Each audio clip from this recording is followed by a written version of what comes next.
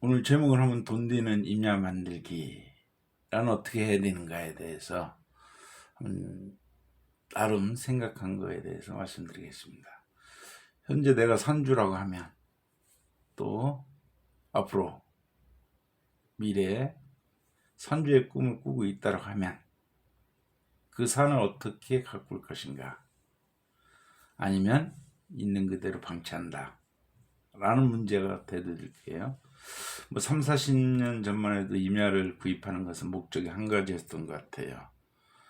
한 가지가 아니라 몇 가지 있었겠지만 가장 큰 목적은 산소를 쓰기 위해서 산을 구입하는 경향이 많이 있었다라고 보여진다면, 지금은 어떤 그런 개념을 넘어서서 이제는 어떤 그 산을 통한 수익 증대를 위해서 임야에 눈을 돌리는 그런 경향이 많이 있다, 이렇게 보여지고 있습니다.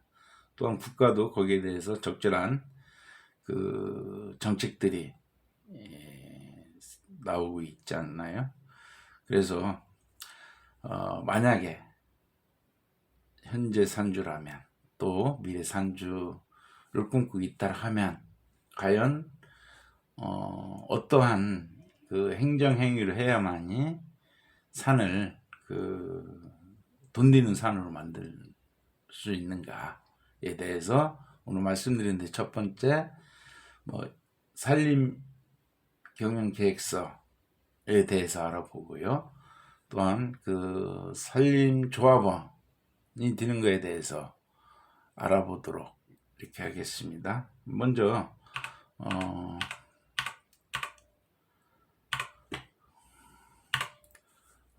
돈 되는 임야 만들기 1탄 산림 경영 계획서 인가 개요에 대해서 한번 살펴보도록 하겠습니다. 산을 소유했다라 하면 반드시 맨 먼저 요거서부터 행하는 게 좋지 않겠냐, 이렇게 이제 제 나름대로 생각하고 있습니다. 근거는 산림자원의 조성 및 관리에 관한 법률에 근거하고 있는데요. 그 내용을 살펴보면 산림경영계획은 10년 단위로 수립을 하고 경영을 하게끔 되어 있습니다. 농림축산식품부령으로 산림경영계획서를 작성하여 특별자치시장, 특별자치도지사, 시장, 군수, 구청장에게 인가를 신청하면 5일 이내 신고 수리 여부가 통지가 됩니다. 만약에 5일이 지나서 통보가 안 왔다고 하면 인가가 났다라고 이렇게 보면 되겠습니다. 그럼 산림 경영 계획서는 누가 작성하느냐? 산림 소유자가 직접 작성하는 방법이 있습니다. 민원24 그 정부기관에 들어가서 다운받아 작성하는 방법이 있는데, 처음 하는 사람들은 그리 만만치가 않기 때문에 의뢰를 하는 게 좋아요. 그래서 산림기술자 중 대통령령으로 정하는 기술자가 작성을 하게 되어 있는데요. 지자체 이제 산림조합에 가면 산림경영과가 있습니다. 거기서 의뢰를 하면 한 3, 40만 원이면 하지 않느냐. 개인 그 기술자한테 의뢰를 할 경우 그들이 이제 많이 바쁘기 때문에 개인한테 의뢰를 하게 되면 가격은 좀 많이 부르는 것 같아요. 그래서 웬만하면 산림조합에 의뢰를 해서 경영계획서를 작성하는 게 좋지 않겠냐라고 제 나름대로 또 생각합니다. 그럼 이것을 왜 하느냐, 이 산림경영계획서를 왜 작성하느냐, 뭔가 있어야 작성하지 않겠어요? 그 혜택에 대해서 좀 볼 것 같으면 경영지도를 계속 받을 수 있다라는 겁니다. 예, 내가 산림계획서를 10년 동안 1년 후에는 뭐를 하고 거기 있는 계획서 작업은 2년에는 어떤 행위를 할 것이고 이 임야에 대해서 3년에는 어떻게, 이렇게 10년을 쭉 계획서를 그 기술자한테 얘기를 해주면 그 기술자가 이제 작성한단 말이에요. 그랬을 때 경영지도를 와서 이렇게 해줍니다. 어떻게 잘 자라고 있냐, 뭐가 나왔냐, 가끔 이렇게 통화를 하면서 유대관계를 맺게 된다는 게요. 또한 그 중요한 것은 바로 이 세제 문제가 있습니다. 산림경영계획서 작성하면 일단 사업용 토지로서의 혜택 의미가 있는데, 이것은 바로 이 맨 마지막에 그 중요성에 대해서 왜 산림경영계획을 해야 되는가에 대해서 자세히 알아보도록 하겠습니다. 먼저 또한 산림경영계획의 인가와 취소가 있는데, 인가한 것을 취소하는 경우에는 거짓이나 그 밖의 부정한 방법으로 인가를 받은 경우 당연히 취소되겠죠. 인가받은 산림경영계획 내용대로 산림산업을 하지 않는 경우도 취소 사유입니다. 혜택을 많이 주는데 않는다는 거죠. 산림경영계획에 따른 산림사업 실적이 대통령이 정하는 기준 이하인 경우도 취소 사유가 되는데, 산불이라든가 산림재해가 났다, 장마철에 토사가 무너지고 이런 경우가 있었다, 산림재해가 있을 때는 그러하지 아니한다, 취소하지 아니한다 라고 보시면 되겠습니다. 그러면 요게 이 작용산지, 내가 작용을 하는 산지의 양도소득세 감면에 대해서 2018년 1월 1일 양도부부터 적용이 됐는데요. 현 정부에서 23번인가 23번, 하도 많아서 기억이 안 납니다만은, 워낙 부동산에 관련돼서 법률이 통과됐기 때문에 자고 일어나면 바꿨다고 하니까 저도 이걸 따라가지를 못했던 사항인 것 같아요. 그 양도소득세 감면은 조세특례제한법 69조 4항에 의해서 산지 소재지 거주자가 산림경영계획 인가를 받아, 산림경영계획서를 작성해서 지자체에서 인가를 받아야 된다 했잖아요. 10년 이상 직접 경영한 보존산지는 경영기간에 따라 양도소득세율을 10에서 50% 감면한다 라고 되어져 있습니다. 그럼 이 10에서 50%가 어떻게 되냐면, 뒤에 또 제가 별도로 자세히 설명해 드릴게요. 10년 이상 20년 미만은 10%, 20년 이상 30년 미만은 20%, 이렇게 쭉 해가지고 50년 이상 50% 감면해 준다. 반드시 산림경영계획 인가를 받아야만 됩니다. 10년 이상 경영을 해야 이런 혜택을 준다는 게요. 그러면은 그 양도소득세 감면 대상자는 어떻게 되느냐? 경영기간 동안 산지 소재지 시군구 지역이나 바로 이와 인접한 시군구 거주 또는 산지와 직선거리 30km 이내 거주한 임원인, 작년 6월달에 설명했습니다만은, 제가 이제 대전에 거주를 하고 있다라 하면 대전에 인근 지자체라 하면 논산, 공주, 세종시, 그 다음에 옥천, 금산, 이렇게 6개 지자체에 해당되는 산지는 전부 다 인접한 시군구로 거주해서 혜택을 보게 되어 있습니다. 근데 제가 만약에 여기에서 인접 도시가 아닌, 만약에 부여다 라고 하면은, 제가 살고 거주하는 걸로부터 30km 이내일 때만 인정을 해준다는 게 대상으로, 그 점에 대해서는 이해하리라 이렇게 봅니다. 주의할 점이 있습니다. 양도 현재 특별시, 광역시, 군재해 또는 그러니까 특별시나 광역시에 군이 있는 데가 있는 것 같아요. 제가 옛날에 한번 명함을 받다 보니까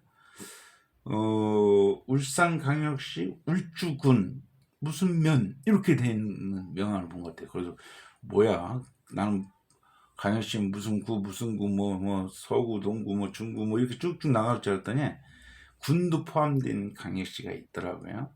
이런 군이라든가 또 뭐 군이 있으니까 읍이 있을 테고 면이 있을 거 아닙니까? 이런데 산지 중 주거지역, 상업지역, 공업지역의 산지로 편입된 지 3년이 지난 산지 등은 제외가 된다. 뭐 그렇다는 거죠. 그러니까 광역시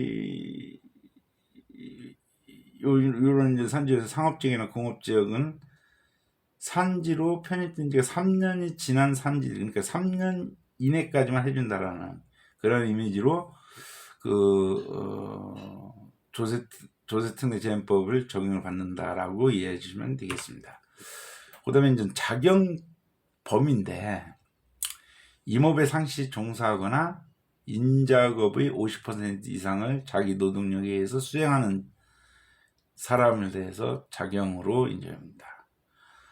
그 다음에 작용 기간, 산지를 양도하는 자의 사업소득 금액, 농업, 임업, 부동산 임대, 농가, 부업소득은 제외되고, 근로소득, 총 급여액이 합격이 3,700만 원 이상인 사람은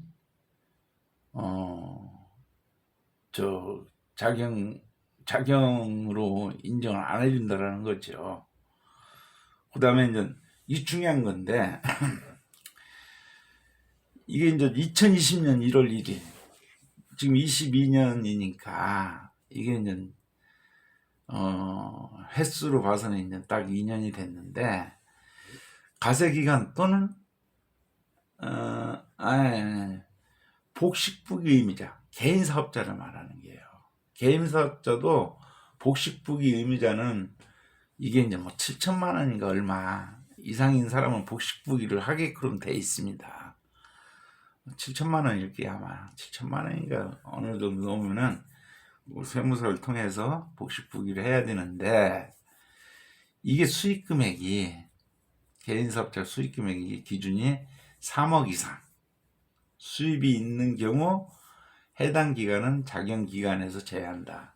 그러니까 내가 이제 10년을 작용 기간을 줬잖아요. 10년 이상. 그런데 5년 동안은 뭐 한 2억의 그 수입 금액이 있었어요. 이게 가세 표준이 아니라 수익 금액입니다.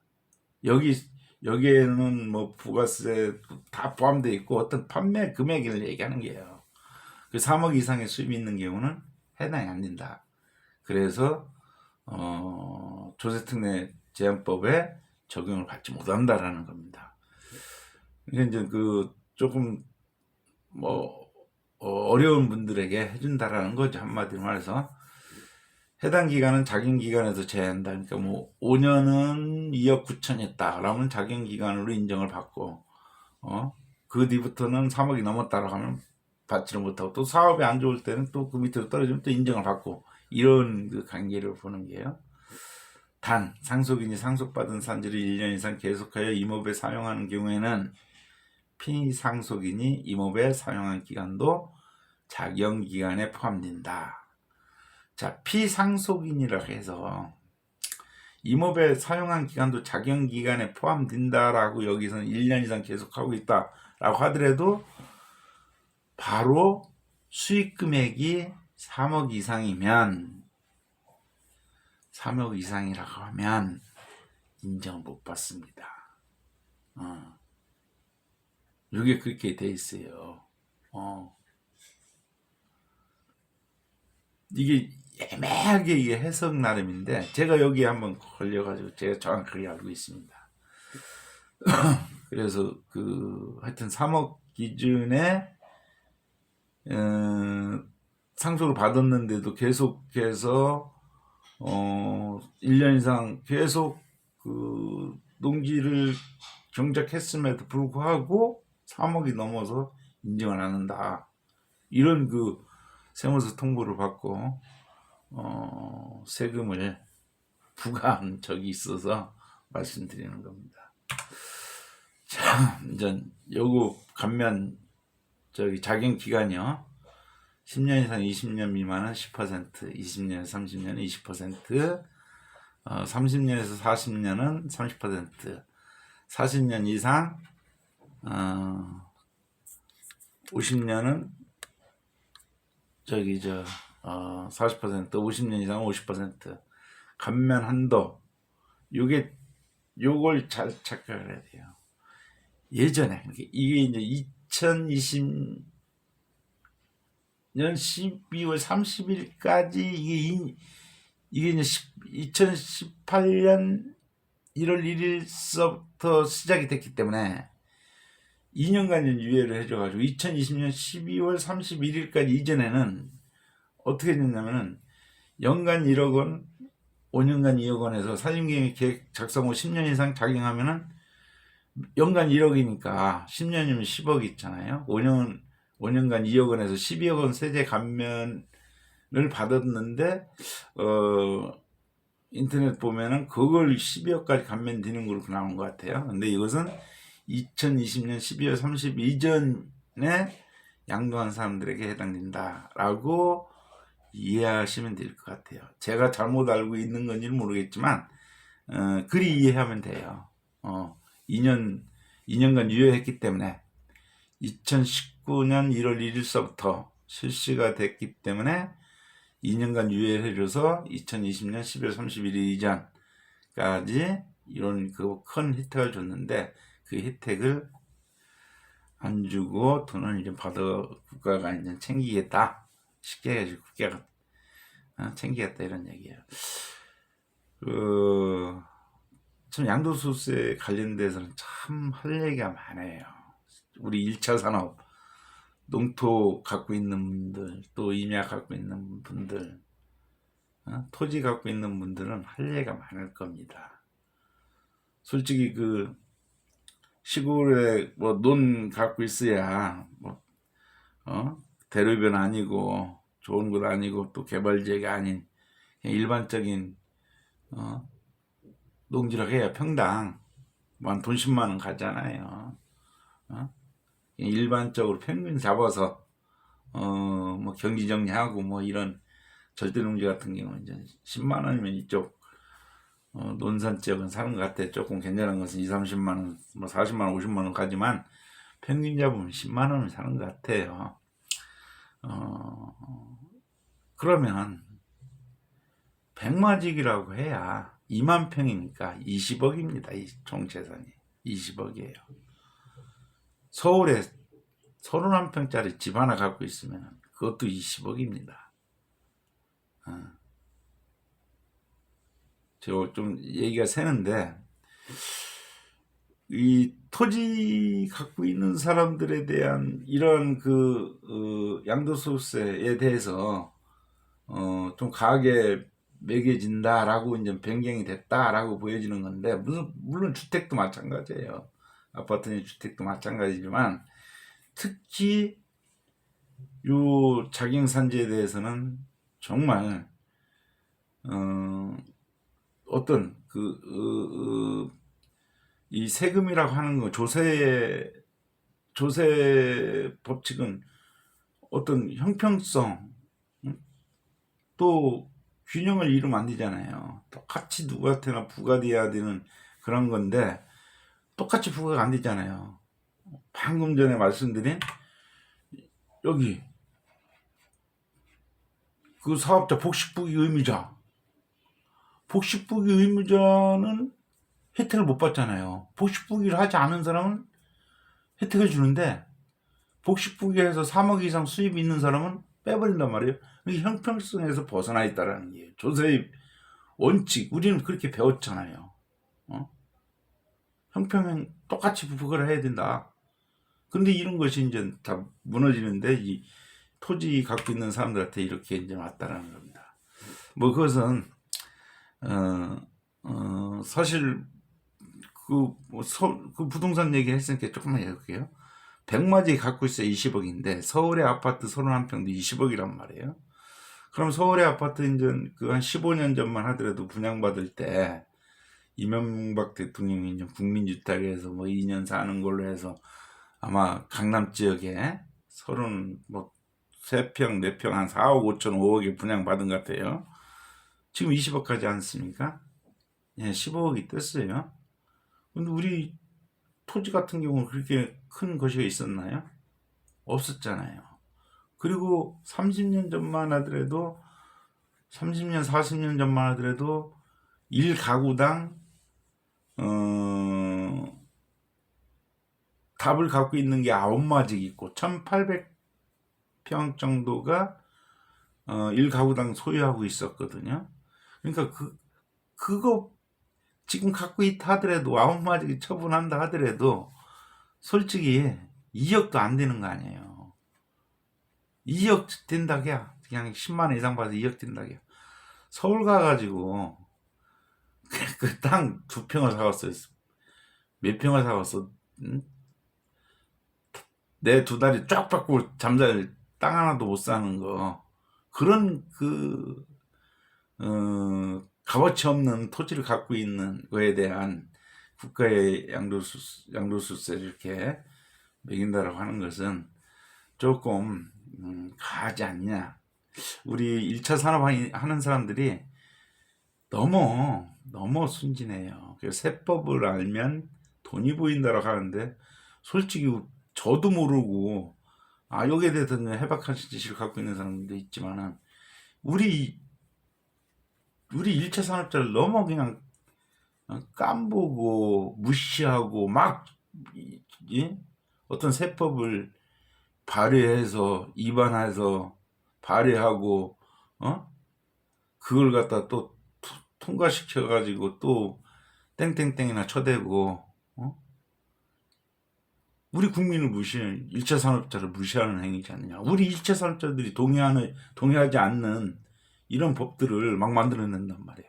우리 1차 산업에 종사하는 사람들 솔직히 말해서 국회 몇 명이나 진출해 있습니까? 우리 1차 산업에 종사하는 사람들 말씀드려서 제대로 된 정책을 받고 있습니까? 우리 1차 산업에 있는 종사자들 이렇게 무시한 그 세법 개정에 누가 태클을 걸었습니까? 거는 사람도 없어요. 그러니까 깜보는 게요. 국가가 무시하는 거예요. 나 이거 보고서 깜짝 놀랐어요. 너무 무시해요. 이거 다음에 제가 넘어가서 이제 보여드리면 깜짝 더 놀랄 겁니다. 여하튼 우리를 너무 무시하는 것 같습니다. 제가 엉뚱한 소리 했지만 하도 속상해서 그래요. 속상해서. 아니 국회의원들 땅 솔직히 말해서 300명 중에 토지 갖고 있는 사람들 제가 봤을 때 100명 될라나요? 100명도 안 돼. 예? 다 서울에 아파트 두세 채랑 갖고 있어요. 40억, 50억 재산가들이지만 우리 시골에서 40억, 50억 재산가는 없어요. 농사 짓는 사람들. 근데 그 사람들 뭐 땅을 국유한다 이런 헛소리 내대고 지네들 사는 아파트 국유해놔라 해요. 왜 지네들 사는 아파트에 대해서는 국유할 생각 않고 토지를 국유한다 지랄한다. 우리로 깜보기 때문에 그래요. 우리 정신 바짝 차려야 됩니다. 우리 거기에 대해 상하는 우리 1차 산업자 아무도 없어요. 정말 어떤 그 법을 발의하는 사람이나 참 그것을 또 통과시키는 사람들이나 아이고 한 꼬락상이들이 가짜 나가지고 진짜 그걸 농민들 세금 갖고서 먹고 사는 머슴들이 말이야. 우리 1차 산업인들을 머슴처럼 부리고 그걸 갖고 있는 걸 못 뺏어 먹어가지고 안다라는. 제가 하도 속상해서 그래. 속상해서 우리 1차 산업자들 너무 무시하는 이러한 세제 개편을 막 해대기 시작해가지고 하여튼 이렇습니다. 보전산지 또는 특수산림사업지구 내에 있으면서 산림경영계획 인가를 받아 실행 중이면은 분리가 된다. 종합부동산세에서 별도로 분리가 된다. 비과세 하는 경우도 있어요. 형태가 있는데 그 특이한 거죠. 백두대간이다 뭐다 하는 것은 비과세를 해주는데 그건 우리가 백두대간에 산 있는 사람 대신에 돼요. 그런 거 해당 사항이 없는 거나 그냥 갖고 주물럭거리는 것 같아요. 하여튼 이걸 발의한 사람이니 그걸 통과시킨 국회의원들이니 아주 못된 사람들이에요. 자, 영농자녀 증여세 감면 제도가 있습니다. 영농자녀에게 농지 등을 조기 이전토록 하여 미래 농업 인력의 세대 교체를 촉진하기 위해 영농자녀에게 증여하는 농지 등에 대한 증여세는 100% 감면하는 제도다. 예, 당연히 해줘야죠. 요게 이제 그 임야 만들기인데, 자, 우리나라는 요게 오늘 제가 돈 되는 사업에서 이게 핵심적으로 말씀드리려고 한 게요. 우리나라 모든 토지, 전, 답, 임야, 뭐 토지라는 게 그거 아니에요? 사업용 토지와 비사업용 토지로 구분되어져 있습니다. 양도소득세 상호 비교를 한번 해보겠습니다. 양도채액이 10억일 경우를 한번 비교를 해보겠습니다. 예전 같으면 세금을 정말 세금을 10억에 대해서 50년 소유해서 안 내도 되는 것을 억지로 돈 뺏어가려고 이 잔머리 써가지고 이게 만들어 놓은 겁니다. 이게 여러분들 이거 알고 있었습니까? 여러분들이 사업용 토지를 만들었을 때 비사업용 토지와의 양도소득세 상호 비교 해봤습니까? 양도차익이 10억이 났다. 예? 50년 돼서 10억이면은 그게 내가 1억을 주고 샀어요. 50년 돼서 11억 주고 팔았다라는 게 여하튼 양도 차익은 10억이잖아요.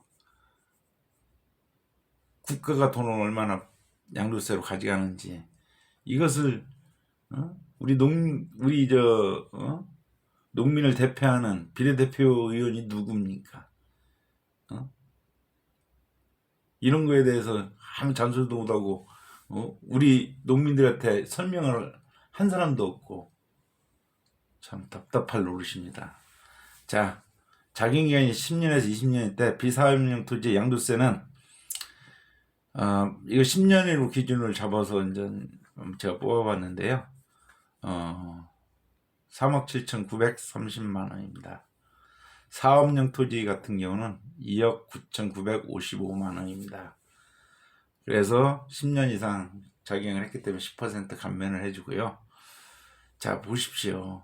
20년에서 30년을 하건 비사업용 토지 30년에서 40년을 하건 40년에서 50년을 하건 50년 이상을 하건 사업용 토지도 마찬가지예요. 20년 후에 3억 2,730만 원이 세금입니다. 50년을 갖고 있어서 3억 2,730만 원입니다. 사업용 토지를 만들었다 하더라도 임업경영 계획서를 작성해가지고 내가 거기서 작용을 했다 하더라도 2억 5,755만 원이 세금입니다. 여기에서 20% 감면해 준다는 거예요. 30년 후에도 세금은 똑같아요. 2억 5,755원. 여러분 이거 몰랐을 게요. 알고 있었나요? 알고 있었는데도 가만히 있었나요? 아마 재작년 그러니까 2020년 1월 1일서부터 2019년 통과돼가지고 이렇게 된 건데, 예? 2억 5,755만 원에서 30% 감면해준다는 거. 50년 이상 돼도 2억 5,755만 원인데 50% 감면을 해준다는 게요. 그래서 세금을 1억 2,800 걷어가겠다는 게요. 예전 같으면 한 푼도 안 내야 할 세금을 걷어가겠다고 잡것들이 법안을 이렇게 만들어냈습니다. 하여튼 무식한 탁상공론적인 법안을 만들어 놓고 또 25번인가 몇 번을 해가면서 이지랄을 해놨어요. 아이고 참. 그래도 한번 봅시다. 우리가 사업용 토지로 가야 되니까 한번 해봅시다. 10년에서 20년의 그 세금차액은 1억 9천, 여기 보시면은 1억 9천 750만 원. 예. 이거 가고 어디 넘어갔어? 예, 1억 9,075만원, 70만 5천원 차이 나고요. 20년 이상 1억 2천. 50년 이상 돼도, 그러니까 50년 이상 양도소득세 10억 발생했다라면은 비사업용으로 가만두면은 3억 2,730만 원이니까 뭐 물가 따지고 저 따지겠지만은 그 뭐 20억 차이가 났다면 또 세금 엄청 더 떼요. 그런 거지만은 일단 10억을 놓고 봤을 때 지금 산을 구입해서 그 열 배팅이 해야 소용없다라는 거죠. 사업용으로 키워드 한다더라도 세금은 1억 2,877만 5천 원을 내야 된다는 겁니다. 차액은 비사업용과 사업용으로 갔을 때 1억 9,852만 5천 원 내야 된다.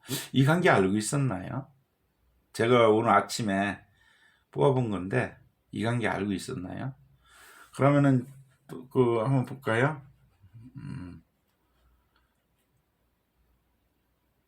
자, 여기서 한번 볼게요. 여기 잘 안 보이겠지만은 만약에 이제 오늘 기준이고 2019년 좀 화면을 크게도 이게 안 보일게요. 제가 이제 그냥 말씀을 드릴게요. 한 3년 소요했다. 그래서 10억을 했다. 라고 했을 때 비사업용 경우 여기 이제 비사업용 토지 양도분부터 추가과세 적용에 해당합니까? 아니요라고 하는 게 사업용이라는 거죠. 사업용인 경우 3년 됐을 때 세금은 이제 42% 3억 5,835만 원을 내고요. 만약에 비사업용으로 놔두면 3년이 됐을 때는 52% 4억 5,210만 원 3년 됐을 때는 이렇게 냅니다. 10년이 안 됐을 때 그러면은 이것을 만약에 5년 3년 했으니까 한 6년을 해볼까요? 2016년하고 지금 하면 6년이 되겠죠? 그러면 사업용으로 갔을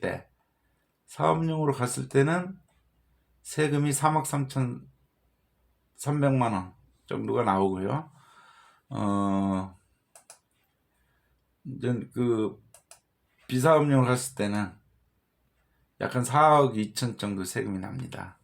예. 그래서 사업용으로 이렇게 이제 뭐 사람이라는 건 모르잖아요. 내가 산을 소유하고 있다니 그쪽에 팔 수도 있을 경우가 나타났을 때 이러한 사업용으로 갔을 때 이런 혜택이 주어진다라는 것은 알고 있어야 된다.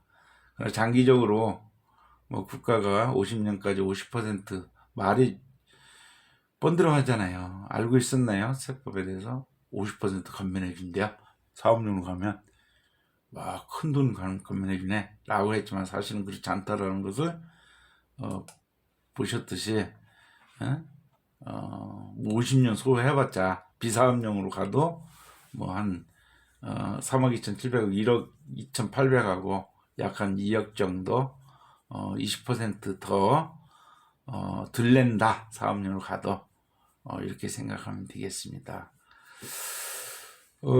이래서 이제 그 임업경영 계획서를 작성해서 된다라고 하는 건데요. 그래서 돈이 드는 임야에서 1탄을 넣었고요. 그럼 2탄은 이제 임야를 구입하면 임업경영 계획서를 맨 먼저 해야 되잖아요. 그러면 우리가 이제 그 돈 드는 임야 만들기 2탄은 산림조합원 가입을 하는 게 좋을 듯 싶어요. 산림조합원에는 우리가 농민이면 그 농민조합원 농협에 가서 조합원 가입하잖아요. 뭐 100만 원 내고 가입을 하잖아요. 그렇듯이 산림조합원은 100만 원 드는 것도 아니고 구자가 한 구자가 5천 원인데 20구자를 원칙으로 이렇게 10만 원이네요. 제가 가입한 한 7년 전에는 10구자가 기본에서 5만 원서부터 했는데 요즘은 바뀌었나 봐요. 20구자를 최저 가입 구자를 해가지고 10만 원에 가입하면 됩니다. 그럼 산림조합원 가입 개요에 대해서 알아보도록 하겠습니다. 가입 대상, 해당 구역 안에 주소 또는 산림이 있는 산림 소유자, 예, 해당 구역 안에 주소 또는 사업장이 있는 임업인. 이것도 그러니까 이제 그 해당 구역 안에, 그러니까 산림 그 조합원은 꼭 뭐 인근 저 지자체 그걸 따지지 않고 해당 구역 안에 주소나 산림이 있으면, 어? 산림 소유자라든가 임업인이면은 대상을 시켜준다, 이렇게 해야 되는 거예요. 그 다음에 조합원 중복 가입은 안 됩니다. 예, 그 무슨 얘기냐? 이쪽 이제 대전에 인근을 두어서 제가 이제 설명을 해드리면, 저는 논산 산림조합의 조합원으로 가입이 되어 있습니다. 그리고 금산의 조합에도 조합원으로 가입을 하려고 하면 안 된다는 게요. 한 군데에서만 가입이 된다는 겁니다. 하나를 탈퇴를 하고 그쪽으로 그 금산으로 가서 등록을 할 수가 있어요. 그러나 하여튼 두 군데 이상에서 지역조합에는 가입을 할 수가 없다. 그러니까 한 조합에 가입이 가능하다. 그 다음에 이제 세 번째, 조합원 자격 상실자 재가입. 예, 자격 상실하고 6개월이 지난 다음에 다시 조합의 조합원으로 재가입이 가능하다라고 인전 이렇게 되어 있어요. 가입 혜택, 산림사업을 산림조합에 위임하여 대리 경영할 수가 있습니다. 예. 내가 이제 멀리 조합원으로 되어 있는데, 거리상 내가 경영하기 뭐하다 라고 하면은 다른 사람을 대리로 내세워서 경영이 가능하다. 뭐 산림 경영에 필요한 정보 제공 및 안내, 예, 많이 받습니다. 정말 많이 받습니다. 궁금하면은 그 질문해서 답변도 오고요. 또 1년에 한번 1월달인가 12월달인가 서울 이제 저 산림청 뭐 관리하는 데서 와가지고 뭐 지도 받는데 어려움 없냐 이렇게 물어보기도 합니다. 우편으로 와가지고 또 답변해드리고 합니다. 산림조합이 운영하는 각종 시설물 우선 이용권이 있다. 선거권 의결권은 조합장, 산림조합장 3년에 한 번씩 뽑잖아요, 새로이. 그때 내가 원하는 조합장 선거할 수 있다, 요구입니다. 그래서 조합 운영에 참여한다. 조합원이 필요로 하는 경제사업자금 지원을 받는다. 예, 경제사업자금 지원 받습니다. 돈 좀 갖다 쓰라고도 하고요. 뭐 이래요. 그래서 신용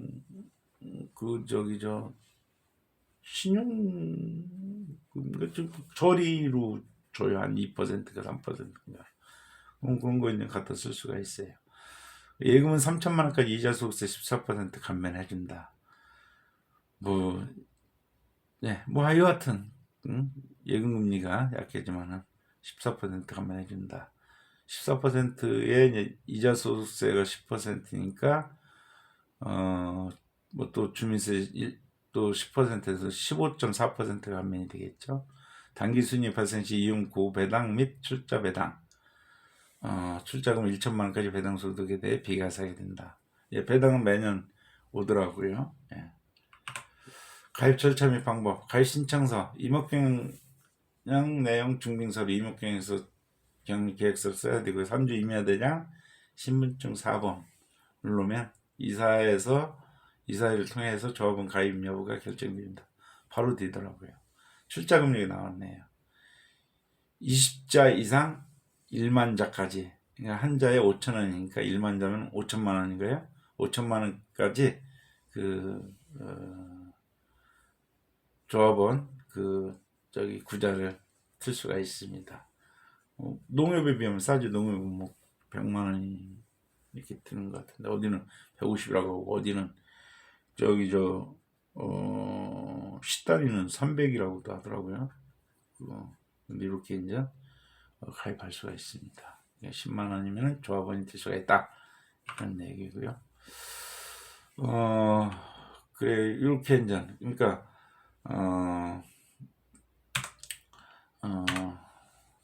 돈 되는 인야 만들기. 내가 산주라면, 만약에 산주를 꿈꾸고 있더라면, 내가 그 산을 방치할 것이냐, 아니면 내 나름대로 여러 가지 그 산에서 재배할 수 있는 걸로 가꾸어서 뭐 밭 이상의 수익을 창출할 수 있는 그런 품목들이 많이 있잖아요. 그런 것을 갖다니 아름답게 가꿀 것이냐, 과연 우리는 어떻게 될 것이냐, 계획을 세워서 준비하려면은 맨 먼저 산림경영 계획서를 작성해라. 그 다음에 이제 그 산림 조합원에 가입을 하자. 그 다음에 또 이제 임업 후계자가 되자. 예. 이제 직불금도 이제 지급이 된다니까 적극적으로 임야에 대해서 우리가 선주의 꿈을 펼쳐나갔으면 하는 그런 바람입니다. 제가 중간에 꼭 세금 얘기하면은 좀 짜증나게 돼 있잖아요. 돈 뭐 내라는데 짜증 안 내는 사람 있어요. 제가 좀 제가 이성을 잃었다기보다는 정말 그렇다라는 거죠. 제가 비교했듯이 거듭 말씀드리지만 시골에 백마지기 농토 갖고 있는 사람이 몇이나 됩니까? 우리나라에 없잖아요. 그런데 그 자식들한테는 10,000평방미터 15마지기도 못 물려주게 하잖아요. 15마지 이상 물려주면 계속 팔으라 막 2년 안에 팔으라. 못 팔으면 왜 안 팔았냐 막 해서 세금 막 때리잖아요. 그러면은 15마지를 해야, 예?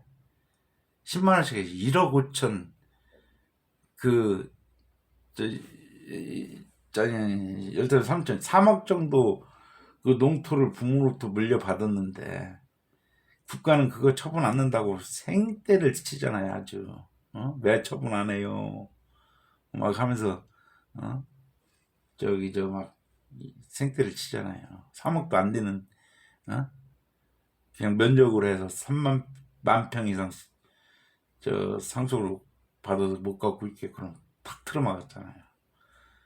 서울 3억 갖고 솔직히 식당이 다 아파트 하나 덜렁 사면은 분양가도 31평 분양가도 안 되잖아요. 그러면은 그렇게 생태 놓지 말고 똑같이 금액을 정했으면 공시지가가 왜 있어요? 공시지가로 얼마 이상 물려주지 말라라고 정해야 될 거고 서울에 자식들 아파트 뭐 얼마 이상짜리 물려주지 왜 안 파냐 막 거기도 세금 때려야 하잖아요. 똑같은 게요. 근데 우리 농민은 순순히 받아들여서 야 15마지 이상 물려주면은 너 괴로우니까 너는 14마지만 가져. 야 너는 이거 빨리 2마지 팔고 너도 14마지만 가져. 자식 딱딱 둘 있는데 30마지 갖고 30마지 조금 넘는 35마지 갖고 있는 사람이 그거 갖고 고민하더라고요. 이건 단마지는 처분해야겠다. 야 뭐 10,000평방미터 이상 갖고 있으면 안 되니까 물려줄 수도 없는 거니까 뭐 이런 고민을 하고 있어요. 제가 그런 소리 들 때마다 답답한 게요. 아니 30마지라고 해야 그거 6억도 안 되는 가격은 7만원가 내 7만원 평당. 예. 평당 4억밖에 안 되는데 서울에나 뭐 이런데 아파트 구경도 못하는 돈 갖고 시골 양반 착해가지고 고민을 하고 있는 게요. 예? 그거 처분해야 된다고. 뭐 저기 그 어디요? 그 수로 관리하는데 그 농산물 품질 관리원인가? 거기서는 책정 금액이 뭐 6만 5천 원이래요. 걷어내면 사간대요. 농지 뭐 어디서 사간다는데 6만 5천 원에 사간대요. 그런 거 가지고 고민하는 시골 순수한 양반들 많습니다. 1차 산업에 종사하는. 평생 농사를 짓고서 인전 85세 됐는데 평생 농사를 짓고 결론은 허리 휘어가면서 눈 만들었는데 자식들한테 10,000평 이상 어디서 들었나? 10,000평 이상 물려줘서는 얘네들 괴롭힘만 당한다고 단마지를 처분해야겠다고. 어? 그 고민을 하고 있어요. 우리 저 1차 산업 종사자들. 얼마나 답답해요. 어? 차라리 왜 그러한 이해한 뒤는 이해를 하려고 해도 이해를 할 수가 없어. 하여튼 국가를 운영한다고 하는 사람들이 다 도둑같이 보여가지고 어떻게 하면 뺏어먹을까. 양도소득세 이렇게 물려봐요. 이거 2번 3번 넘어가면 그 후손들이 사는 거지. 예? 아니, 중요세 뭐 이런 거 과하게 해놓고 3번만 넘어가면 그 산을 또 사는 거 아니에요. 세대 넘으면 또 사고. 이게 어떤 양도소득세 이제 어느 정도 한계에 그치는 거죠. 뭐 그래서 세계 어떤 나라는 뭐 20% 넘지 않는다. 포르투갈은 양도소득세는 자체가 없고 또 뭐 영국이나 뭐 이런데도 이제 뭐 10 얼마 안 되고 미국 같은 경우는 20%를 넘지 않죠. 양도소득세가. 그 대신 중요를 하면은 한 45% 50% 가하게 매기지만 양도소득세는 그렇게 많이 안 매기잖아요. 뭐 이러한 어떤 그 손을 보여야 되지 않냐. 그러니까 대선 때 되니까 다들 얘기하잖아요. 뭐 2주택자, 3주택자 뭐 중과세 유예하자. 대선 때 되니까. 그러면 그들이 법을 만들 때는 뭐였어? 뻥끗하지도 못하고. 또 세상 희한하잖아요. 뭐 비서실장으로 선임받은 자는 2주택자인데 예? 집을 하나 안 팔려고 비서실장 자리를 내팽개쳤다며요. 얼마나 웃기는 그 행정가들입니까? 대통령 비서실장을 선택받고도 나는 주택 2주택을 갖고 갈 거야. 그러면 그 사람은 서울이야. 아파트 2채라 하면 50억 재산가예요. 시골에 50억 재산가가 누가 있습니까? 물론 있겠지만 그런 사람들이 어디 있습니까? 그걸 아이고 참. 제가 좀 넋두리 했습니다. 이해해 주십시오. 하여튼 사업용 토지와 비사업용 토지의 그 양도세 비교는 유심히 검토해 주시고요. 정말 농민을 대표하는 국회의원인 제대로 우리가 뽑아서 이런 거 소리 내야지. 누가 냅니까? 예? 똑똑한 농민들 뭐 하고 있습니까? 이런 거 하나 못 맞고, 예? 앉아서 조상들이 힘들게 만들어 놓은 농토 뺏기고 뭐 합니까? 예? 참으로 개탄스럽습니다. 저는 가진 게 없어요. 가진 게 농토가 가진 게 없는데 이런 걸 이렇게 보면서 야, 우리 농민들, 우리 1차 산업자들이 무슨 죄인인 것처럼 죄인인 것처럼 가진 건 없으면서 돈으로 한 사람은 아무것도 아닌데 응? 이런 그 핍박을 받는구나. 에라이 무슨 놈의 새끼들. 마치겠습니다.